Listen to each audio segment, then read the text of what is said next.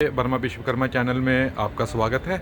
जैसे कि हमें पता चला था कि आज जहाँ के ओबीसी के जो लीडर हैं वो जो ग्रीवियंसेस हैं जो कांस्टेबल की भर्ती के लिए ओबीसी के लिए जो उन्होंने उसको सर्टिफिकेट को नहीं एंटरटेन कर रहे हैं और कैंडिडेट जो बहुत ज़्यादा डिस्टर्ब हो रहे हैं।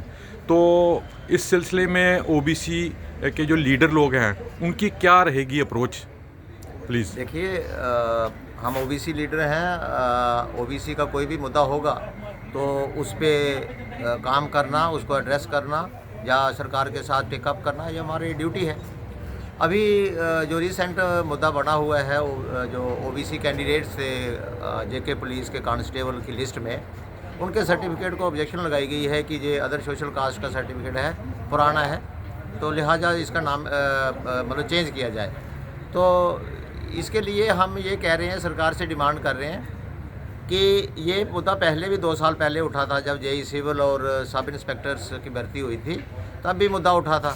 तब ये भी मुद्दा था और दूसरा ये भी था कि सर्टिफिकेट जो स्टेट वाला सर्टिफिकेट सेंटर वाले परफार्मे पे दे दिया था, तो गलती तहसीलदारों की है, इशूइंग अथॉरिटी की है, लेकिन सफ़र जो है वो स्टूडेंट्स ने किया। 6 महीने लगे थे उस चीज़ को क्लैरिफाई करने में, और जीएडी ने उसमें स्पष्ट लिखा हुआ है कि तहसीलदारों की गलती है। अब क्या जो गलती है एक बार हो गई, क्या उन तहसीलदारों को वार्निंग इशू हुई? नहीं हुई।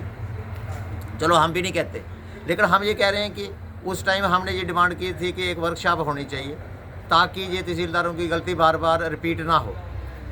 और service selection board, OBC organisations और जो इशूइंग अथॉरिटी है, तीनों की वर्कशॉप होगी तो सारे डाउट्स जो हैं वो क्लियर हो जाएंगे। उससे क्या होगा, बार बार ये मुद्दा नहीं उठेगा। लेकिन हुआ वही, आज फिर जो है अदर सोशल कास्ट का सर्टिफिकेट या फिर जो कंपोजिट परफार्मे पे सर्टिफिकेट दिया हुआ है, सेंटर वाला स्टेट परफार्मे पे दिया है, स्टेट वाला सेंटर परफार्मे पे दिया है, तो ये जो सारा मैश बनाई हुई है, आज भी कैंडिडेट्स जो हैं वो सफ़र कर रहे हैं। 100 से ज़्यादा कैंडिडेट ऐसे हैं जिनके सर्टिफिकेट को ऑब्जेक्शन लगी है और बच्चे जो हैं वो कन्फ्यूज हो रहे हैं, कभी वो इधर जा रहे हैं, कभी उधर जा रहे हैं। तो उसी चीज़ का संज्ञान लेते हुए हमने यहाँ प्रेस कॉन्फ्रेंस की है, और मैं बच्चों को भी ये अपील करूँगा कि वो हमारे साथ संपर्क रखें ताकि जब मसला टेकअप हो तो एक ही बार सबका मसला टेकअप हो, 1 बाय 1 नहीं होना चाहिए। और हम मिल चुके हैं, सर्विस सिलेक्शन बोर्ड से भी मिले हैं, चेयरमैन साहब से मिले हैं, उन्होंने पेशेंसली हमारी बात सुनी है, सिंपैथेटिकली सुनी है, और उन्होंने कहा है कि हम क्लैरिफिकेशन लेंगे जीएडी से और मोस्ट प्रोबेबली जल्द से जल्द इस मसले को हल कर देंगे और बच्चों की नौकरी बची रहेगी, ऐसा उस पर कोई ख़तरा नहीं है। लेकिन फिर भी हम ये कह रहे हैं सरकार से कि अगर सोशल वेलफेयर ने आज से 3 साल पहले जीएडी को लिखा था कि एक वर्कशॉप कराई जाए हमारी डिमांड पे, उन्होंने कहा कि होनी चाहिए वर्कशॉप, लेकिन जीएडी ने उस चिट्ठी पर कोई एक्शन नहीं किया और 3 साल बीत चुके हैं, उस पर कोई वर्कशॉप हुई नहीं।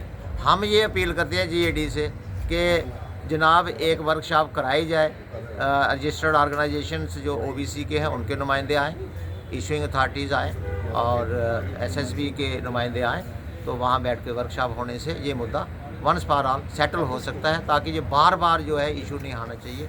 इससे क्या होता है कि कीमती समय जीएडी का भी बर्बाद होगा, एसएसबी का भी बर्बाद होगा, हमारा भी बर्बाद होगा, और अननेसेसरी प्रोटेस्ट होंगी, अननेसेसरी लिटिगेशन होंगी। ये सारी चीज़ें जो है हम नहीं चाहते कि ये ऐसा हो।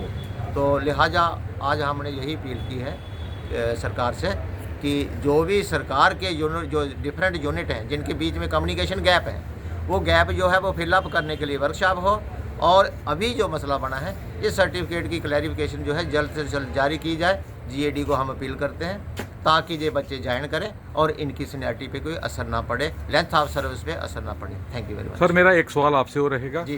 क्या आपको इस सारे मसले से ऐसा लगता है कि बिटवीन द डिपार्टमेंट्स कोऑर्डिनेशन नहीं होने की वजह से अक्सर जो है चाहे वो ओबीसी का हो, एससी का हो, एसटी का हो, वो इनकी डिपार्टमेंट की आपस में कोऑर्डिनेशन नहीं की वजह से ऐसा होता है?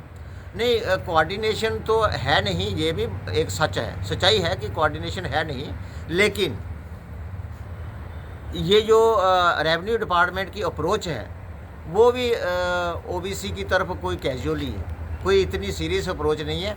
जैसा भी है वो धक्का दे देते हैं, आगे सर्टिफिकेट दे देते हैं, वो चले ना चले, रूलिंग वो अपने पास नहीं रखते। जब हम उनको रूलिंग देते हैं तो हमको बोलते हैं कि आप हमसे ज़्यादा जानते हो, तो आप बताओ कि हम क्या कर सकते हैं। तो इस तरह की जो मनमानी है रेवेन्यू डिपार्टमेंट में हमें हमारे नोटिस में आई है। ये सारी चीज़ें ठीक होनी चाहिए, कम्युनिकेशन गैप जो है वो भी ठीक होना चाहिए, तो तभी ये मसले जो है बार बार नहीं उठेंगे। सर, मैंने आपकी बातों से ऑब्ज़र्व ये किया है कि जैसे आपने बोला है कि हमने गवर्नमेंट को बोला था कि इनकी वर्कशॉप ऑर्गेनाइज की जाए, तो मैं भी अपने चैनल के माध्यम से एलजी साहब से ये रिक्वेस्ट करूंगा और डिबकॉम साहब से भी रिक्वेस्ट करूंगा कि एक वर्कशॉप पर्टिकुलरली तहसीलदार के लिए लगाई जाए, तहसीलदार साहब के लिए, क्योंकि मेन जो इशूइंग अथॉरिटी वही होती है, ताकि in future OBC, SC, ST बच्चों को ऐसी समस्या से झेलना न पड़े। धन्यवाद हमारे चैनल से बात करने के लिए आपका।